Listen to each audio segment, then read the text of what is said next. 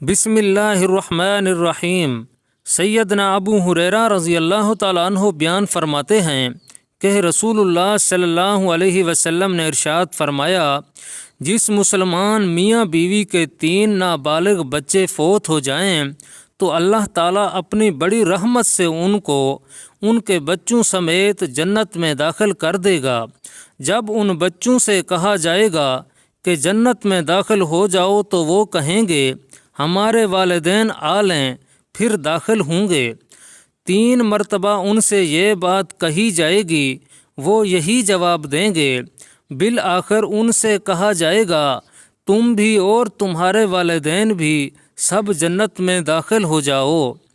سیدنا عقبہ بن حارث رضی اللہ تعالیٰ عنہ سے مروی ہے، وہ کہتے ہیں جب میں نے ایک عورت سے شادی کی تو ایک سیاہ فام عورت ہمارے پاس آئی اور اس نے کہا میں نے تم دونوں میاں بیوی کو دودھ پلایا ہے۔ میں یہ سن کر نبی کریم صلی اللہ علیہ وسلم کے پاس آیا اور میں نے کہا میں نے فلاں کی بیٹی سے شادی کی ہے، اب ہمارے پاس ایک سیاہ فام عورت آئی ہے اور وہ کہتی ہے کہ میں نے تم دونوں کو دودھ پلایا ہے، جبکہ وہ بات کرنے والی کافرہ ہے۔ یہ سن کر آپ صلی اللہ علیہ وسلم نے مجھ سے رخ موڑ لیا۔